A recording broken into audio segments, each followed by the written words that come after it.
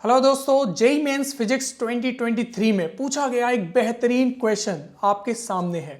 यहाँ 10 केजी का एक ब्लॉक लिया गया है जिस पर 30 डिग्री के एंगल पर क्या है, एक फोर्स लगाया गया है। फ्रिक्शन कांस्टेंट 0.25 गिवन है, सब कुछ गिवन है।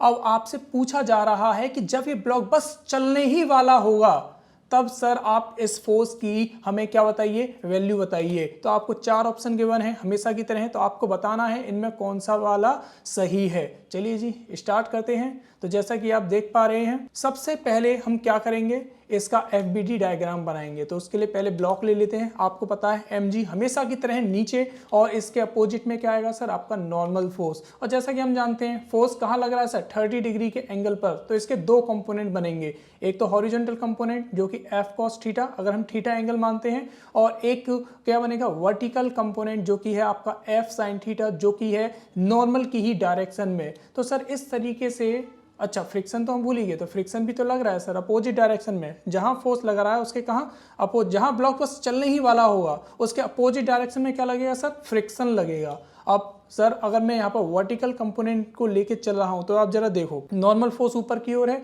F sin थीटा भी ऊपर की ओर है। तो पहले इनको क्या कराते हैं सर, इनको बैलेंस कराते हैं। तो आपने कहा sir n plus F sin theta equals किसके, mg के, वही तो है इसके अपोजिट में।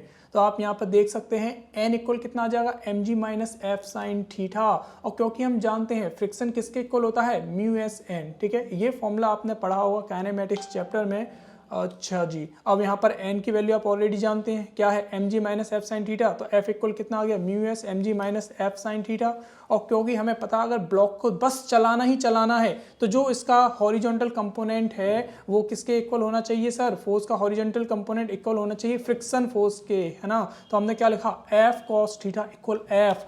अच्छा जी, तो F cos थीटा इक्वल कितना हो गया सर, F की वैल्यू हमें ऊपर गिवन है, mu S into mg minus F sine theta.